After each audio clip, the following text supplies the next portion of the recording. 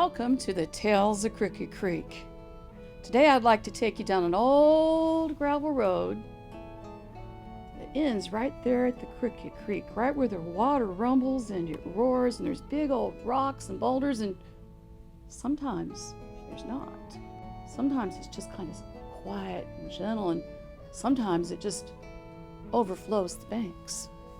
And out there in the woods by Crooked Creek, the butterflies are all fluffy and green moss is growing on the sides of the trees out in the woods, and it's just beautiful.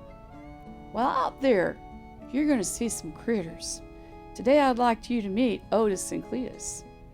Otis is our little possum friend, and Cletus is his buddy, his best buddy, a little raccoon. And they live out there in the woods on Crooked Creek. They're always getting into some kind of trouble or the other, and on this particular day, Otis says, "You know, I hear out there at Grandpa Henry's farm, there's some mighty fine apples." Otis is so excited, and Cletus says, "Well, let's go get us some." So the next thing you know, they're waddling down to the low part of Crooked Creek.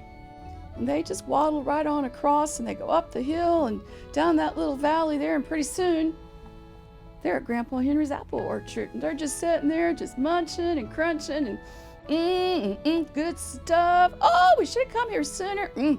Good stuff." Next thing you know, they're both sitting straight up. What's that smell?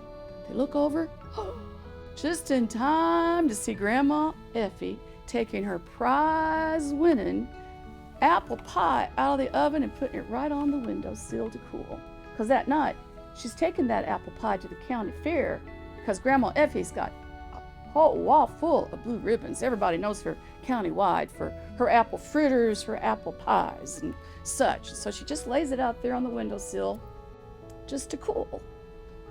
Otis and Cletus, they're just, "Oh my Lord, we gotta have us some of this." "Oh yes, let's go get it." So now Grandma's got to go out in the hen house to see Helen Sue, her prize sitter, and she's going to go out there and get some eggs for her apple fritters.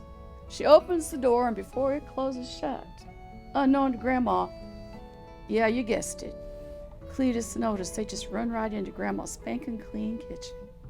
Now Grandma gets out to the hen house, and she's standing there, and she's a rather portly lady, kind of intimidating, if you might say, for a little chicken. And she's standing over little old Helen Sue, and she said, "Now, Helen Sue, you need to commence to lay me at least 2 eggs for my apple fritters." And Helen Sue, if you don't, it's going to be chicken and dumplings for you, old girl.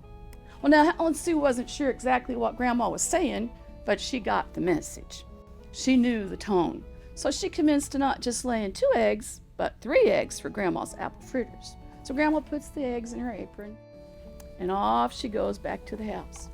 Opens up the door to her kitchen, and what does she see? Well, somehow, there's those 2 critters sitting on her windowsill, and Otis had gotten into the molasses and had knocked over this gallon jar of molasses. It was everywhere. Cletus, he found Grandma's great big old barrel of flour. They knocked it all over. It's all over the kitchen. There they are, sitting on the windowsill, covered with molasses and white flour. They got apple pie just running down their chins and on their paws, and oh Lord, they're having a good time. They're enjoying every bite, because after all, it is Grandma Effie's blue ribbon apple pie.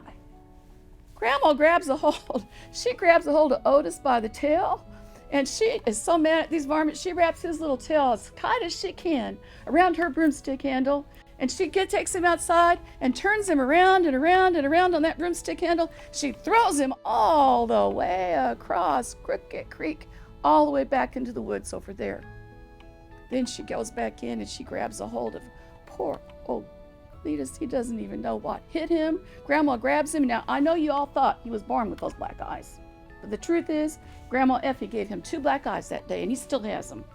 And she gets him by the tail, and she rings him around and throws him all the way over there on the other side of Crooked Creek.